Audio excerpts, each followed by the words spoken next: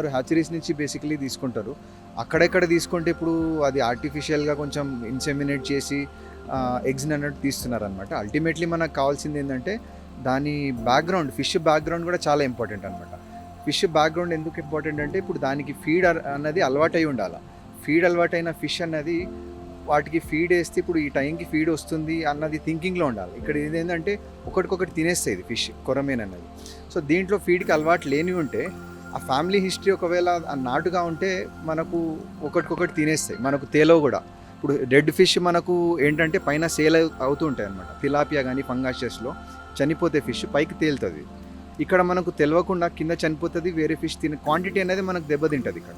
So కాబట్టి fish seed మనం ఎంచుకుంటున్నప్పుడు దాని హిస్టరీ, అది ఎటువంటి బ్యాక్గ్రౌండ్ నుంచి ఏ హ్యాచరీ నుంచి మనం తీసుకుంటున్నాము, దాని ఫీడ్కి అలవాటు ఉందా, నాటు విధంగా మనకు ఏదైతే మనకు వేస్ట్ ఉంటుందో, మీట్ వేస్ట్ కానీ ఏదైనా మనకు చికెన్ మటన్ షాప్లలో ఏదైతే వేస్ట్ ఉంటుందో అది కూడా తీసుకొచ్చి పెంచుతారనమాట చాలామంది. సో దానికి ఫీడ్ అనేది అలవాటు ఉండదు.